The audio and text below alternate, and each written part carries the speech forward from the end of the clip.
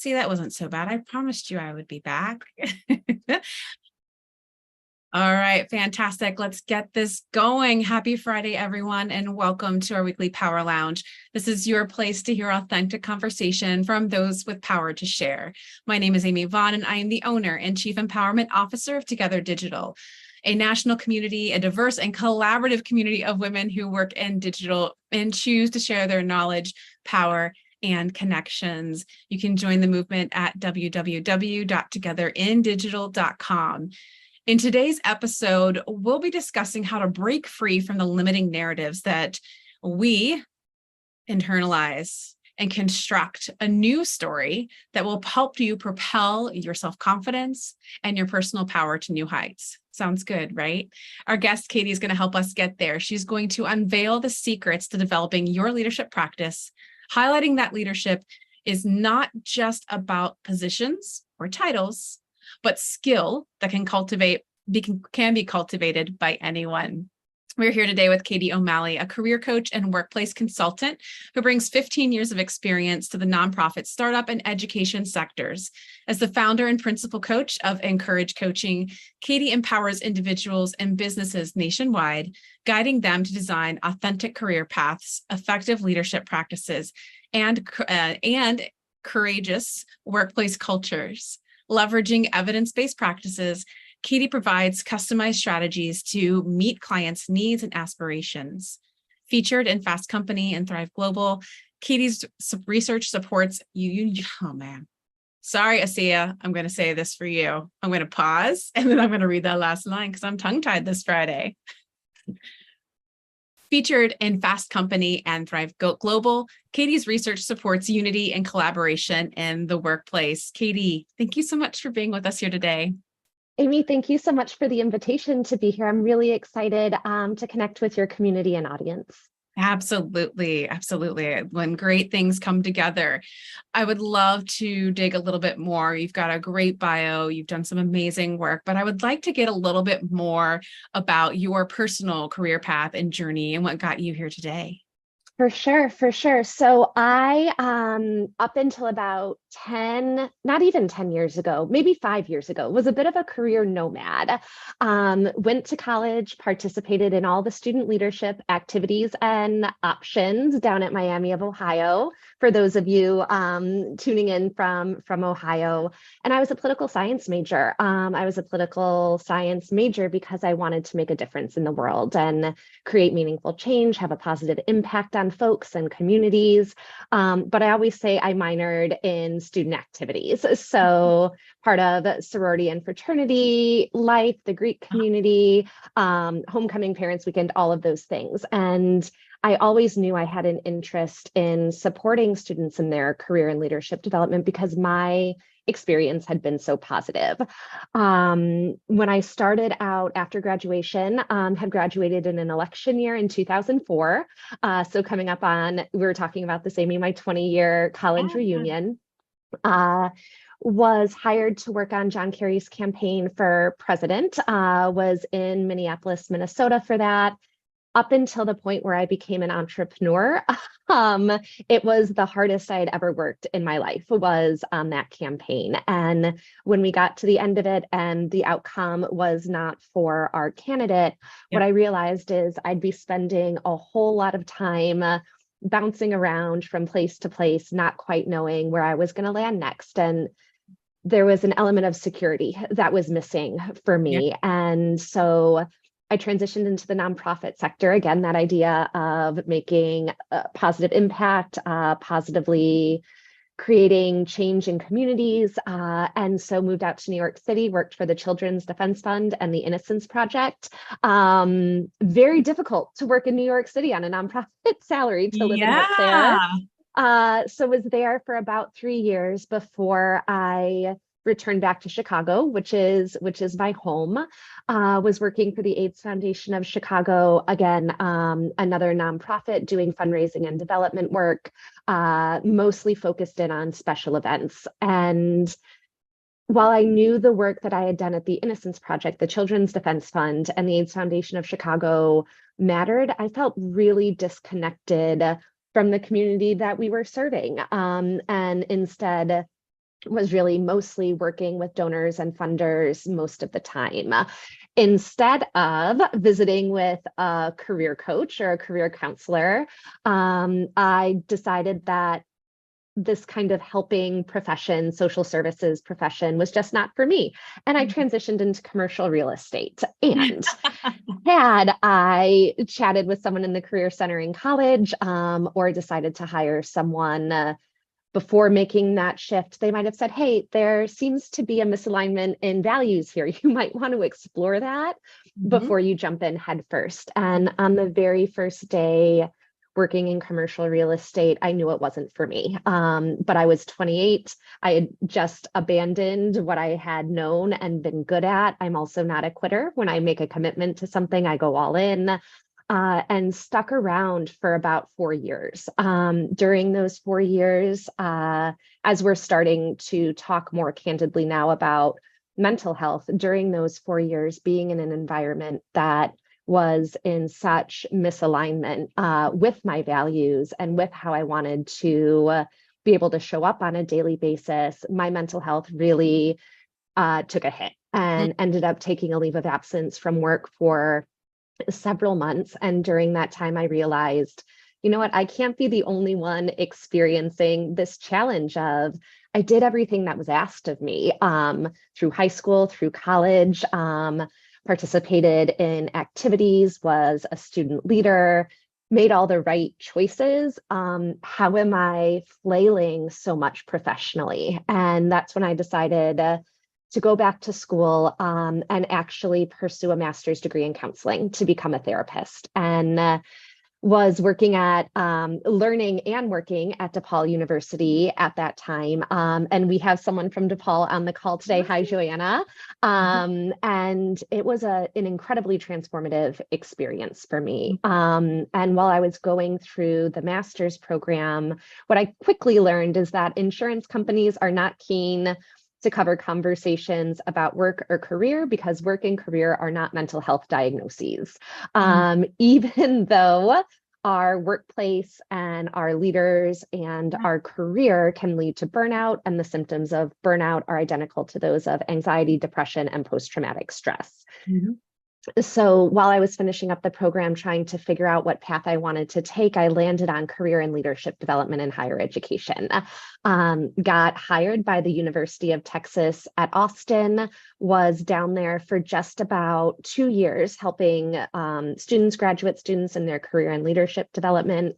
While I was down there, realized while I loved the work, the workplace culture there was not a good fit for me. And so packed back up, came to Chicago, was hired at the University of Chicago Booth School of Business, where I did very similar work with our full-time and evening weekend MBA students, leadership coaching, course instruction, workshops, retreats, all that good stuff. And while I was there, what I realized is while it was very much aligned with my values, I wanted these exceptional services to be accessible to everyone. Not just folks who attended elite business schools or ended up landing gigs with companies that have really deep pockets. And so with the permission of my supervisor, got an LLC for Encourage Coaching, put up a website, started posting on social media. And my very first client was actually a former board member at the AIDS Foundation of Chicago. He had a great experience, referred me to 2 small business owners in his network. They had a great experience. Then folks started coming to me for career and then workplace consulting. And eventually it got to the point where I was working 9 to 5 at Booth and then seeing private clients 5 to 9 p.m., Monday through Thursday, sometimes on the weekends. And while that hustle worked for me for the first couple years and during the pandemic, after the pandemic, during the pandemic and after, as we're coming out of it, I'm sure a lot of folks feel the same way. I did a reevaluation on how I wanted to live my life, and it was not working basically 8 a.m. to 8 p.m. every day. And so In spring of 2022, I put in my resignation at the university so I could focus on building my business full time and the coaching practice full time. I was turning 40 in 2022, and my partner was very supportive. He's like, if not now, when? Yeah. You've been so successful. Imagine if you could dedicate your full time and attention to this instead of just receiving clients as they were referred to you. So I have now been a small business owner, a coaching practice owner, full time for 18 months. And it has been the most professionally rewarding and also financially rewarding 18 months of my career so far. And I am just on a mission to get more women, people of color, LGBTQ folks into the rooms where decisions are being made, because until there's representation for us at the top, there's never going to be joy and justice in the workplace or the workforce for 99% of folks. And we do that through leadership coaching for folks who love where they're at. They just keep bumping up against some kind of ceiling, wall, whatever it is. So we work with them to burst through that. Career coaching for folks who are in a bit of a toxic work environment or a very toxic work environment, or just looking to make an overall pivot. But also people who are looking to re-enter the workforce for any number of reasons, or enter the workforce for the very first time. Yeah. And then, as we know, Amy, a lot of times when employees are struggling, it's not an individual issue. It's more of an environmental or systemic issue. And that's when we'll come in and do some workplace consulting with teams and the organization overall as it relates to culture and leadership. Yeah. And that's how I got here today. And now I have the privilege of talking to folks like you pretty consistently, and getting to meet awesome communities like Together Digital. That's awesome. That's wonderful. I love that you shared that story, because I think a few things as it demonstrates is that you seemed really well attuned to understanding and knowing like your purpose, but then also knowing when things didn't quite feel right and acknowledging that and stepping away from things. I think oftentimes we don't like to see ourselves as people who quit per se, Right. but sometimes walking away is not the way of quitting. It's a way of continuing. It's a way of actually winning and getting ourselves towards the next right thing.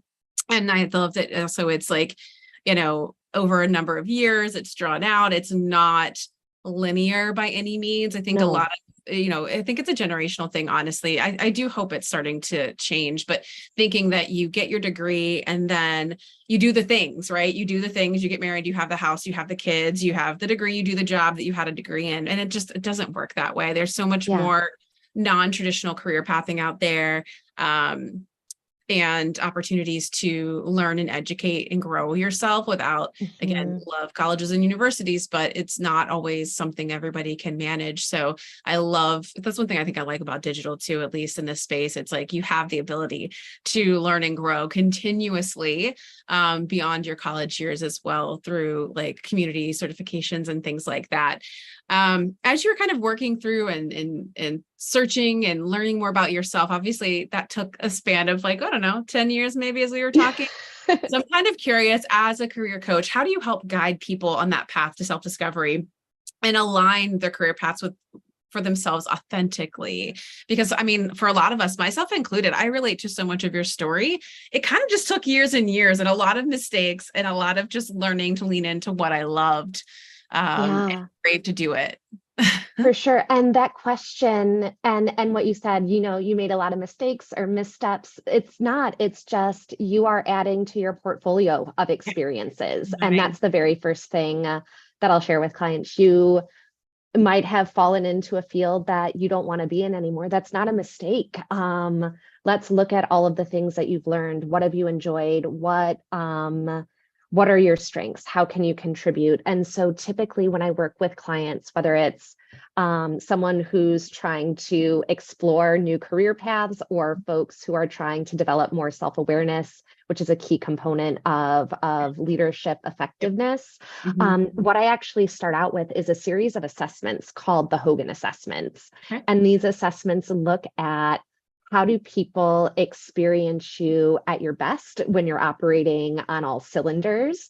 how do people experience you when you're under stress and not necessarily self-monitoring as well, because it's not the priority. Yeah. And then also, what is it that drives you? So when the alarm goes off in the morning, what is it that is going to have you put both feet on the ground and ready for the day instead of hitting the snooze button half a dozen times, which I'm guilty of. And I think for a lot of parents out there, they would be guilty of. You Oh just yeah. don't all have the choice Right. because the kiddos need you. But we start out with those assessments. And what I love about them is they're the only assessments on the market that are rooted in a framework called the Big Five personality, which if you are working with a mental health professional or clinician, they will be very familiar with it. It is, it's been around since the 1950s. It's the gold standard for how we talk about and measure human personality, human behavior, but it's also used by 75% of the Fortune 500 and 2/3 of the Fortune 100. And so my perspective is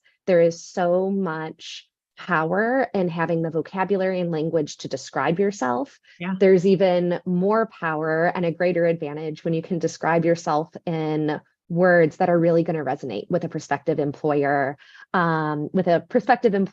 or a recruiter or a hiring manager. Then I saw a question pop up in the chat. The name is the Hogan Assessments. It's the Hogan Assessment System. If you give it a Google, it should be the only thing that pops up. Sure thing, Ashley. And so starting there with those assessments, because what we want to do is build a really strong foundation of self-awareness, so that people are not only making a choice about where to go next confidently and clearly, but so we can figure out in the exploration piece, how are we going to create as much alignment between your strengths and your drivers as possible? And how are we going to figure out the things that trigger you to show up in those derailing ways so you don't land yourself in an environment like that? Most of the time, what clients will come back and say is, as we were going through the Hogan Development Survey, which looks at how we behave under stress, they're like, Katie, you tell me this isn't me all the time, but this is me all the time. And I'm like, that's because you're in the wrong environment. And that's why we're here. I know this isn't you all the time. We need to get you somewhere where you're expending energy, being celebrated for who Yeah. you are, being rewarded for who you are, and not punished. And that's typically what causes those derailers to come out. So that's part of it. The other part when working with clients is, our very first conversation is, what is it you want for your life? Not your career, but your Right. life. Yeah. And after we're able to clearly establish that, it becomes, how do we reverse engineer career into that? Yeah. How do we land you in a workplace and in a career or a job that is going to support and enhance the life you want to live?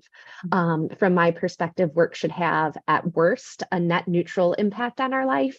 And at best, it's something that is enhancing and allowing us to get to those aspirations and goals that we've set for ourselves personally and professionally. Awesome. I think the thing I love that you pointed out there is it's really an internal job. I think for the longest time we have thought that, I mean, how many of us went into a career path or started in the career path because we thought it's what everybody else would admire or look up to us over, and we chased a title, we chased a salary, versus ever slowing down and to really evaluate ourselves beyond those things and look at something as our career as more than just a career. It's like the life you're trying to build and live. And that's such a big part of it. And that might mean that maybe you're not chasing a title or salary. You're chasing something that allows for flexibility and purpose and, other values that maybe you're not taking into consideration when you're in some other soul sucking job and you're wondering why you're so miserable. So I love that. And thank you, Kaylee, for sharing the assessment links in the chat for our live listening audience. And we'll definitely include those in our chat as well. How can we start to break free? We're talking a lot about limiting narratives, or we will be talking a lot about limiting narratives. I kind of alluded to some there just a second ago, and construct a new, more empowering story about our career journey, kind of wherever we are, whether it's the start, middle, or maybe somewhere near the end. Yeah. And this is, like you said, it's an inside job, but it's also a pretty consistent inside job. I don't think we ever get to a place where we're done developing Yeah. self-awareness, Yeah. because we are dynamic, we're interacting with folks that are dynamic. But in terms of the narratives we tell ourselves, so many of them come from early experiences, right, with our family, what we see in the media, the expectations society has for us. And we don't have that self-awareness growing Uh-huh. up to be able to question or say, oh, this is wrong, because we're trusting who we're with, what they're showing us, and what we're seeing. And I think in those really formative years, what ends up happening is we end up getting these records on play, on repeat in our heads, right? About who we are, what we're capable of. And then those messages get reinforced when we go to college and into the workplace, because in some ways we subconsciously will play into them because it's comfortable. And one of the things I do want to share is just because something is comfortable doesn't mean it's good for you. Right. So often as humans, we are just seeking consistent homeostasis and comfort. Mhm. But comfort isn't always good. And sometimes it's in the discomfort that, not sometimes, it's always in the Yeah. discomfort, if we're looking at it through the right lens, that we can really grow. Yeah. My as someone who's trained as a therapist, in the very beginning of our exploration and our studies, we're kind of asked to pick an orientation for how we're going to work with folks. And there's dozens that are out there, but the one that resonated with me most is called narrative theory. And it gets to this idea of, as humans, we are storytellers by nature. It's how information and knowledge get shared. It's why some commercials resonate with us more than other commercials, because of the way stories are told and delivered.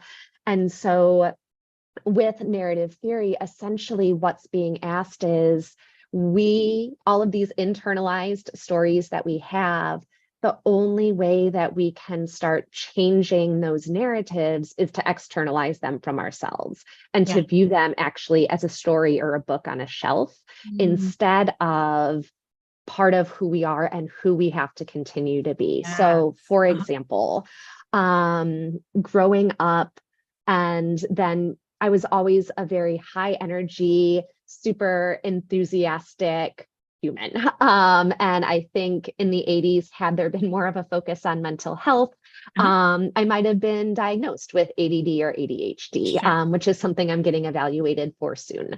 But that high energy and enthusiasm, once I got into the workplace, was frowned upon. It was viewed as unprofessional. And so Mhm. I started to tuck that Yeah. part of Keep that myself down. away, Mhm. which took an enormous amount of energy and prevented me from actually doing great work, because I was trying to be something that I wasn't. Right. Moving forward down the line in my career, I started hearing the same tune over and over again. Katie, you're too ambitious. Katie, you're too aggressive about your ideas. Katie, you take too much of an activist approach to things. And in my mind, I'm ambitious because I want to do great Yeah. things and accomplish great things and raise the bar and the level of excellence for others. I'm aggressive about my ideas because I think it's going to benefit the community or the students or the clients that I'm working with. Um, you think I'm too activist? It's me as a white cisgender woman in middle socioeconomic status, who passes as heterosexual, for me to use the power and privilege that I do have. Because if this nonsense is happening to me in the Right. workplace, what's happening to everybody Oh, yeah. else? And so, but those messages, again, really started, especially early in my career, really took a toll on me and my mental health. And so to externalize, right, instead of holding this as part of my identity, you're too ambitious, you're too aggressive, you're too activist, it becomes, you know what, this is what other people are saying about me. Let me give it a name that's kind of funny and kind of silly, instead of repeating those words over and over again in my head. And so what I would encourage you to do is figure out those stories that are being told about you most often, and figure out how you can put them on a shelf and title them. The too ambitious, too aggressive, too activist for me is called Play It Again, Sam, because it's usually men who are saying those things Yep. to me. That's the Play It Again, Sam story coming up. It's not who I am. My ambition, my assertiveness, my advocacy is actually what allows me to be successful. And it's those three qualities that have allowed my business to thrive. And so once we can name what we're holding on to that doesn't belong to us, but is somebody else's idea of us, we Yeah. can name it, laugh at it, and then reframe it. That's where the real power starts in order to be able to advocate for ourselves in the workplace. I love it. That's a great strategy. I don't think I've ever heard of that before. I've definitely heard of naming, giving name to the voice of the imposter syndrome. You know, Mhm, that negative mhm. nagging voice when you hear it, you're like, well, that's not my voice. That's Janice, or Yeah, as my daughter calls hers, Farty McFarterson. I don't know why. More funny because stories it's on funny. episode. Yeah, it And we is. need Well, to and be able to laugh it's at this because it's ridiculous. nonsense. Absolutely, absolutely. So I do love that. And I think, you know, a couple other things you pointed out there that I've been hearing and seeing a lot from members and women that I also mentor is they just feel so stuck. And Mm, something I heard another woman say at a Black Tech Week conference last week was that you feel stuck when you feel powerless. And, mhm, you know, the fact of the matter is you're not going to obtain power or strength to work through or get unstuck from anyone else other than yourself. So you really have to mhm. do that work of looking at the narratives and the stories that others are telling you that you're taking in and internalizing and believing. Um, because otherwise you're just going to feel powerless to move. You're like, this is who I am. This is who I've always been. I can't change. I'm just Mhm. always amazed. I don't know. Do they talk much about like Stockholm syndrome and like about in the workplace? I'm so amazed at people who stay in toxic environments for extreme lengths of time to the point that it literally breaks them down. It's amazing. Yeah, it is. So there's a lot of emerging research about this. So the idea of workplace induced trauma, but also as humans, we're relational beings. So whether it's Right. an abusive relationship or an abusive romantic relationship or an abusive workplace Yeah. relationship, the brain doesn't differentiate between the two. And so what it really comes down to, again, is being able to extricate yourself from that environment, because it is impossible to heal ourselves in the environments that made us sick. Right. And so sharing that, knowing not everybody has the capacity or the safety net to leave that environment right away. And so True. with clients, it becomes, how do we make your day-to-day more tolerable until we can get you somewhere Right. else where you're going to be able to not feel this way anymore. Yeah, because we also got bills to pay and things to do. And that's another thing that makes you feel stuck or trapped, or the promise of Mhm, promotion or raise or title. And yet somehow it's still all super toxic. We are discussing this. Actually, our keynote, Felicia Charlton is a trauma informed coach as well. And she mhm, works with mhm. organizations to help them, their employees and teams through workplace trauma. So it's even being highlighted at our national conference. Um, I it's I'm such a so excited big, to important topic. watch. Yeah, Mhm. it's such a big, important topic. So I'm really glad that we're talking about these things more, because I hope it means that we can all live happier, healthier, longer lives, be more productive, but then also have some purpose in what we're doing.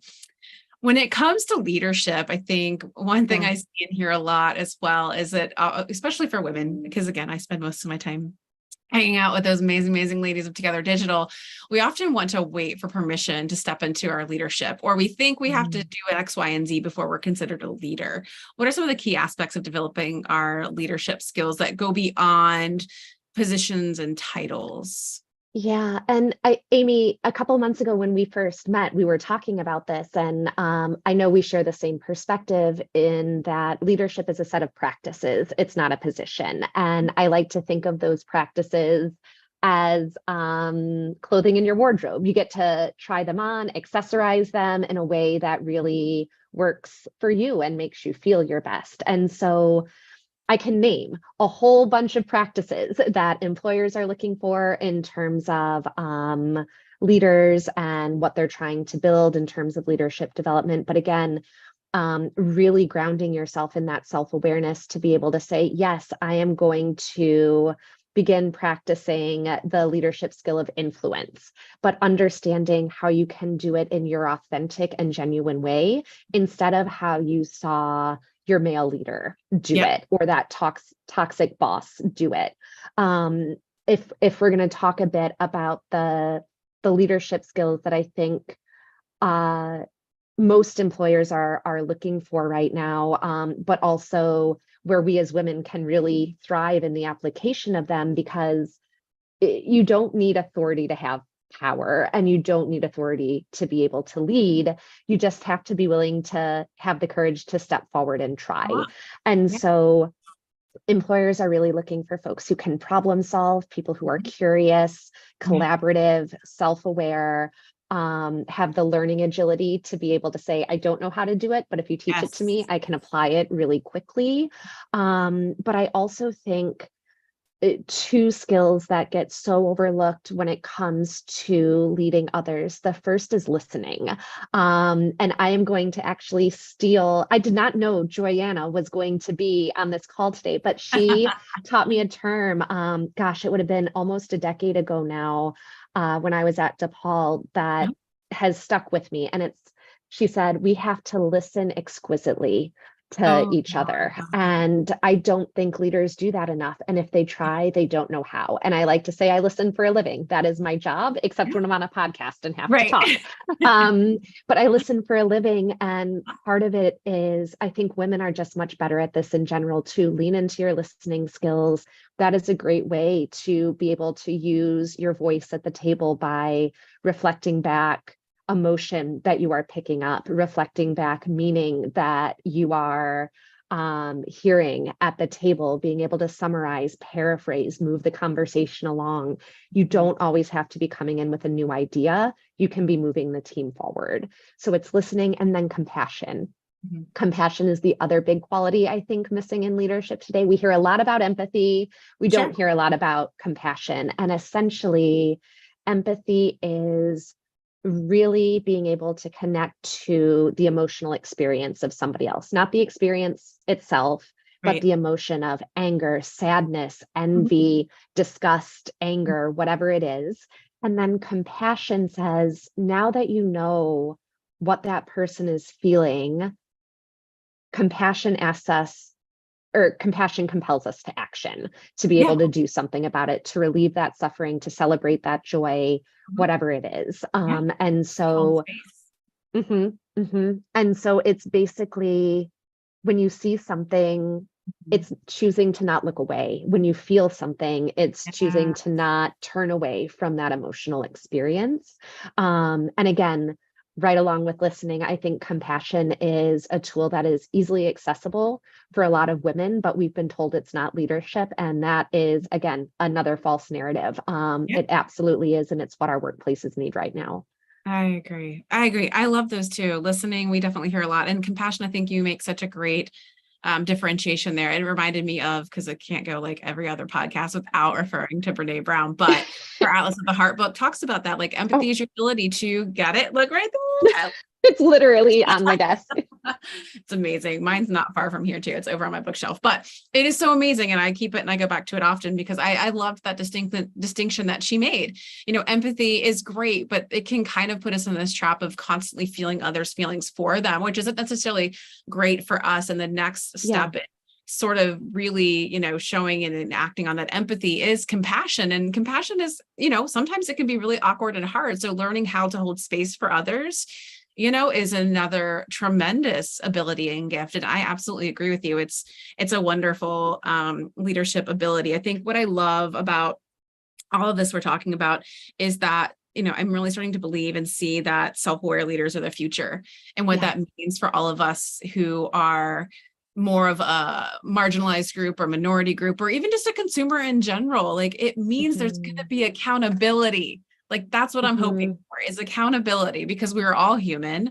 And, just because you're on a pedestal with a title doesn't make you any less human. Right. You've got talents, you've got skills, but just being able to have leaders to be accountable Yeah. for the things that they are saying and doing. I mean, from everything from corporate to politics would just be such a Mhm. lovely thing to have. Yeah, saying and doing, or not saying and not doing. There is accountability that's needed in what's absent as well. Mhm. Yes, absolutely. Absolutely. I love that. And then, of course, Kaylee dropped in Brene Yeah. Brown's book, Atlas of the Heart. If you haven't checked it out already, it is a phenomenal book. I keep it and just use it as such, like a little encyclopedia of all the different terms for emotions that we don't even really have words for in the English language sometimes. Yeah. I was so excited in a book I was reading. It was about a Jewish family, and I think it's a Yiddish word, but they talked about Schadenfreude, which means that it's actually kind of a devious emotion when you feel joy from someone else's pain. And when I saw it Mm. actually used in a book, I got so excited because the first time I'd read about it was through Atlas of the Heart. And it just gives Yep. you great language around feelings and emotions. And I'm really excited to share it with my kids as they get older, especially as we get into those teenage years, to give them Yeah. language to be able to understand and know what it is they're feeling, because it's very complex. So if you haven't checked it out already, we read it as our Together Digital Virtual Book Club, I think last winter. And it was, of course, as always with Brene, brilliant. Yeah, and to your point about giving this also and sharing it with your children, Yeah.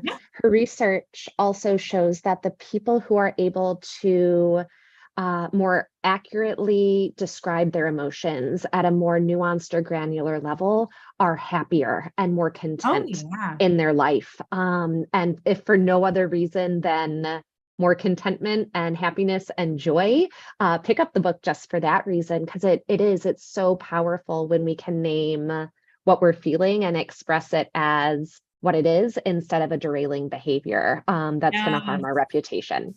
Absolutely. That is so great. That actually, I'm going to jump ahead to a question then, because I think it might lead a little bit into this idea of self Yeah. advocacy. It's an actual topic that a lot of our community has said that they've struggled with. And in fact, as well, we're putting together a self advocacy panel for the conference. I'm curious, how do you approach cultivating courage as a skill to elevate yourself in the workplace? Because it's a hard thing to do. It is. It's a really hard thing to do, and not going to harp on self-awareness again, but absolutely a foundation. And because Yeah. we can't advocate until we know who we are and what we want. And it has to be authentic and genuine. Otherwise the advocacy is not going to work. Mhm. I think we run into a bit of a double bind as women, because when we advocate for ourselves, Mhm. it's frowned upon and it tends to be looked upon negatively. When we advocate for other people, that's actually one of the behaviors that allows other people to look at us and experience us as leaders. Mhm. Now, I think one of the best ways to build confidence in self advocacy is starting out by advocating for others, typically in a way that is also going to benefit you. Mhm. Because I promise you, whatever it is you're experiencing, you're not the only one, even though we're often led to believe we are the only ones. And that's what keeps the power Mhm. away from us. Oh, Once we're willing to start talking to each other, opening up and holding that space for one another to say, oh my gosh, I experienced that too. What we can start do is advocating for one another. So I would say starting by having conversations with your colleagues, with your friends, talking about the experiences that you're having in the workplace. If they are negative, if they're positive, if they're neutral, talking about all of them and being able to say, you know what, we're having this really positive experience as women who look like us. I wonder what's happening to the women who identify as women of color or identify as lesbian. Maybe we can invite them into this conversation too. Is there a way that what we're having, they can have as yeah. well, and advocating in that way? The other, ultimately leading to the ability for you to do it for yourself one day. There are lots of challenges here, right? Because we get worried. Oh my gosh, if I advocate for myself, if I advocate for somebody else, am I going to lose my job? Am I going to be retaliated against, put on a Mhm. performance improvement plan for being too aggressive or Yeah. being too much of an activist? One of the things that was really helpful for me was knowing that there's recourse for us when those things happen. Yes. Ever since the Me Too movement really kicked off, there are lots of organizations that are doing education around employee rights. The Equal Employment Opportunity Commission, EEOC, when you are experiencing discrimination in the workplace, a hostile work environment, sexual harassment, you are able to file a complaint against your employer. And if they retaliate against you, you get to file another complaint. That can be really scary to do on your own. So the Time's Up Foundation, which is an extension of the Me Too movement, they actually have attorneys who have signed up pro bono to be able to help support folks. And what I would say is you're advocating for yourself by taking that step, and then you're having someone alongside you to complete the process. You never have to go it alone. No, those are such good points. I have to look back, and maybe Kaylee, you can dig it up quickly. We interviewed somebody a while back, a woman part of the legal something, I can't think of what it's called now, but it was the Women's Bill of Rights. And what it made me realize was like, oh, there needs to be some kind of documentation so that we can actually truly understand, like, what are our rights in the workplace, so that when things are, infracted upon, we know we can't act, because that's half the problem, is that we're too afraid to act because we don't know if we actually have a case. And then you're also thinking about everything that comes along with, like you said, bringing that to the surface. But I think if any of you are anyone listening who's ever been in this space, and we've had a number of members who have gone through some serious shit, the best thing you can do outside of finding legal representation, help, and support is to find support in general. So having a group of, people that will trust you, will believe you, will support you, will listen, will show compassion and 100%. Hold space. Because the mental and emotional exhaustion from fighting those battles, I can tell you firsthand, it is exhausting, and it's, it can really wreck you. So I do think making sure that you have a strong foundation and community around you when you're going into that space, definitely surround yourself with the support that you need, because it can get hard. So we talked a bit about self-advocacy, and obviously that takes a bit of self-confidence. So what are some common challenges that people face when trying to develop self-confidence, and how can they start to overcome them? Yeah. So for me, confidence is an outcome, right? And we can become more confident when we develop self-efficacy. And self-efficacy is really both, do I believe I can do this thing? And do I have the skill set to be able to do this thing? Self-efficacy is not, I believe I can fly a plane, so let me just, hop into the cockpit. Right. But it's, I believe I can do this. Let me go get trained up in it. Yeah. So I would say to folks who are struggling with confidence, what are the things you really believe you are capable of if you are given the right tools, resources, and support?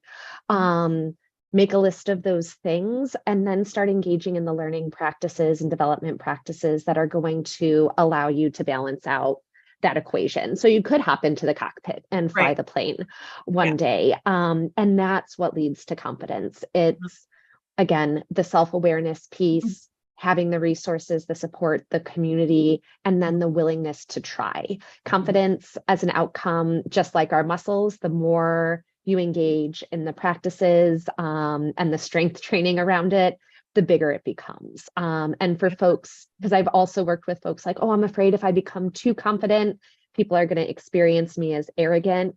There is so much distance between confidence and arrogance. The fact that you're even asking the question, you are not at high risk for engaging in arrogant behavior. Yeah. You're not that fool that's going to jump into the cockpit without any sort of training or time in the air and say, I can fly the plane. That's like not the kind of confidence that you want. That's not the kind of confidence we're trying to acquire here. I love that. I think that's a great mindset shift, is confidence is an outcome. Because anybody who has shows confidence absolutely has doubt. They're just doing it anyways. And they're doing it in a way that they can feel more confident about. Thus, from the outside, we're like, oh, she's so confident. No, she's just doing it anyways because she understands, she's self-aware, and she's done what she needs education wise to get her where she needs to go. Or, she's also still figuring it out as she goes. So I love that. Mhm. I wrote that down. I hope you all did too. Confidence is an outcome. All right. Is it that we talked a lot about the individual? I want to take a moment for any of our company leaders and things like that that might be listening. How can we begin to foster a courageous workplace culture? And why is it important for organizations to embrace such a culture beyond the individual, but to the greater group? Yeah, it's so courage requires a lot, right? Mm. It requires us to have trust in our colleagues, trust in our direct leaders, trust in the overall mission, vision, and leadership of the company. Courage also requires us to be well. We cannot engage All our right. courage unless we are Mhm. well. And there are multiple dimensions of wellness. The folks over at WorkHuman, if you're not familiar with them, get familiar with them. They do great work, research and development. For their whole tagline is just humanizing the workplace Yes. experience. I go to their conference every year. It is fantastic. It's a can't miss. But what they've identified in conjunction with the Gallup organization is there's actually 5 dimensions to wellness. There's career wellness, financial wellness, physical wellness, emotional wellness, and community wellness. And Mm. unless your employees have all 5 of those dimensions filled, then Mhm. it is very difficult for them to feel like they belong. And when we don't feel like we belong, we cannot be courageous because it Mhm. feels unsafe. Mhm. And so I would say focusing in on those 5 dimensions as a Right. leader of a team or an organization can really go a long way for your employees to feel like they can be courageous Mhm. and say the things that need to be said, take the risks Yeah. that need to be taken to move the team or the company forward. I would also say it's time that we stop rewarding, how do I say this? The person who can make the most widgets or the person who Ah, can make the most sales. uh-huh. Um, we need to start rewarding the employees who are upholding the values of the organization through their behaviors. Yeah. Those do not get rewarded enough. And No. that's why people can show up in some pretty rotten ways because the courage to live out those values is going unnoticed at Yeah. best and not being rewarded or even potentially punished because you focused on Yes. collaborating with your colleague who then Uh-huh. was able to sell or make the most widgets instead Uh-huh. of you competing with them to do it. And so if you have values that are named and your employees know about, figure Mhm. out a way to start rewarding them for living those out. I love that. That's great. It's fantastic. All right. What time is it? We've got about 10 minutes left. So if our live listening audience, if you have any questions, start thinking of those now. Don't be shy about putting them into chat. I've got a couple questions left here for you, Katie, before we wrap up. Where can companies strike a balance between their bottom line and their employees' needs? Kind of ties in nicely with that last answer you just gave us, where it's like it's Yeah. easy to reward the most sales because that's where you see it in your bottom line, and that's what keeps your business going, right? How can we begin to balance that bottom line need plus the employee needs? Yeah. So, yes, sales are part of the bottom line, but so is attrition and disengagement. Right. And while it's not as easily quantified or seen, the cost of losing an employee or the cost of having an employee who is disengaged, which is about 68% of the workforce right now, is very detrimental to a company's bottom line. And so it becomes about how do we retain our talent? Um, what does it take to retain our talent? Sorry, the chat box just popped up. What is it take to retain our talent and what does it take to re-engage our employees? It is an investment that is going to have a significant return in terms of attrition, but also when employees are engaged, their output and their commitment is so much higher. Yeah. It reminds me a lot of what we talked about last week with our productivity expert about how a lot of times we see productivity as like the outcome of more things being done. And productivity is really more about that long game of producing quality over quantity. I think that's another thing too, is like as companies, it's really easy for us to kind of look at, again, bottom line, because it's numbers and it's hard and it's fast. And we all want to see short-term gains, but we don't look at the long-term impact of employee attrition and things like that. I mean, the amount of money it takes to hire one new employee is on average, I heard, at least the salary of the annual salary of that person, if not more than that. And that's the conservative estimate, right? It goes all the way up to 3 times what that individual salary was. Yeah. Depending on the role and what you're looking for. So I love that. I love the framework that you shared earlier about the 5 dimensions of wellness. I think that's a big part of like looking at and measuring, even like from your employees, like, are they feeling balanced? Are they, did they feel that, I know when you say work-life balance is kind of a myth, but it is about helping them understand and know that they have psychological safety, that they feel like they can go out on a limb and take risks. And they're not going to be called overly ambitious and like, what was the word you used? Because I got aggressive, activist. Yeah, I got called those things too. So I feel you very much there. We're in good company. Right. Absolutely. Yeah. And I know the 2 of us are not even alone. There's other women right now that are listening. Yeah. Like, I probably being called worse too.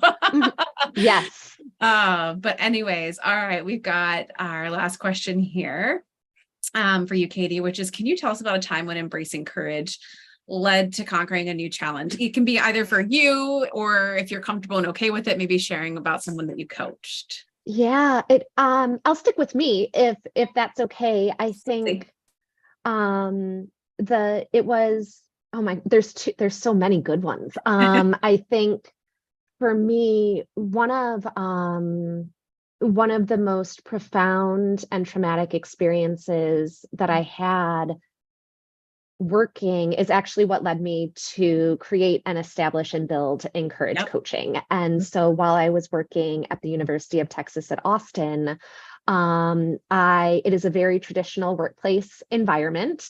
And when I say traditional, at best, they viewed new ideas as a sign of disrespect. And at worst, it was just a very covertly racist and sexist environment to work in.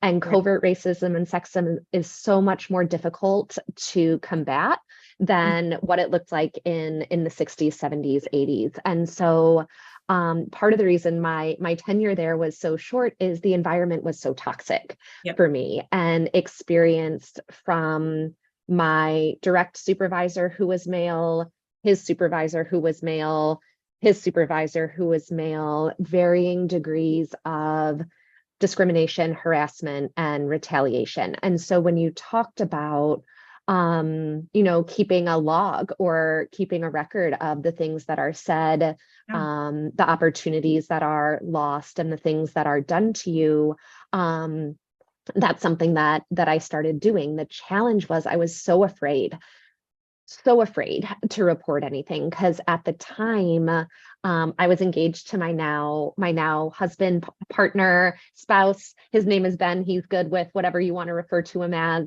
And he's an immigrant to the States, and I needed to have a full-time job in order to be his sponsor, to bring him over here. And I was terrified that if I lost that job because I reported and took action, I wouldn't be able to get him here. And so held my tongue until I was able to leave that university and was at the University of Chicago Booth School of Business. And shortly after that is when the Me Too movement emerged. The Time's Up Foundation came into being. I reached out with my list that I had compiled. They connected me with 3 attorneys who all validated. They're like, the first 3 things of these 25 are grounds enough to bring litigation and bring a file a claim. And they said, with that being said, you've missed your window of opportunity. You ran out of time. So It really is, you get 180 days. That's what you get. If it's a state institution, I think you Yeah. get up to 360 days.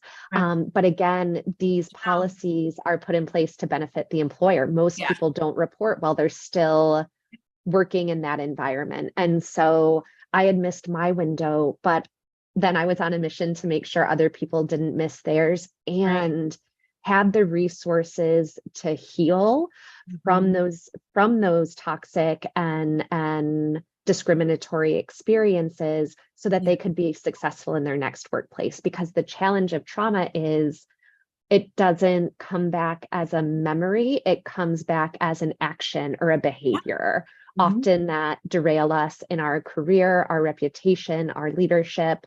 Um, and I know that that had happened to me, and I didn't want to see that happen to anyone else. Yeah. So it was the courage to know this is not what I deserve. It was the Yeah. courage to report, and then the courage to say, you know what, I'm going to build something um, that's going to make work life a bit better for those that I have the privilege of coaching and working alongside. I love it. Thank you so much for sharing that, because it's a lot to go through. I can only imagine what that was like. And it does seem like the things that almost bury us are the things that give us opportunity for new growth. It's like the thing that's Yeah, like, here is your sign from the universe that you need to do something about this, because that is a part of healing, right? I learned that too yeah, from The Body Keeps the Score. People who have been through some massive, massive trauma in their lives. And really, the way that we heal through that is by helping others with what we've been through and what we've learned, sharing access to the mhm, resources and the experience that we've had. So whenever anybody shares a traumatic experience like that, I always want to pause and say thank you for being yeah. vulnerable and sharing it, because it means something to somebody who's listening right now. They need to hear these things.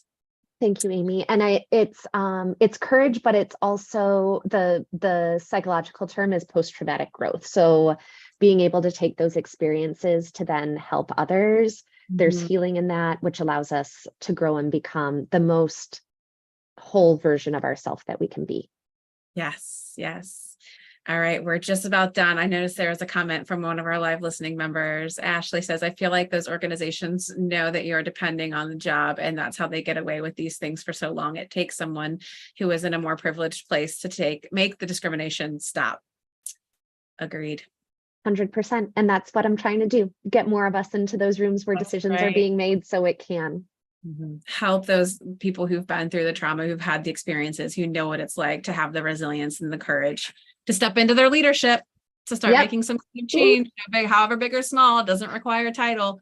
Katie, this was wonderful. Thank you so much for all the work that you're doing and why you're doing it. It's wonderful to hear your experience and your story. I hope those of you who are listening live and in the future get a lot from this. It's always great to have you here with us. Happy Friday, everyone. Go out there and be amazing. See you next week. Bye.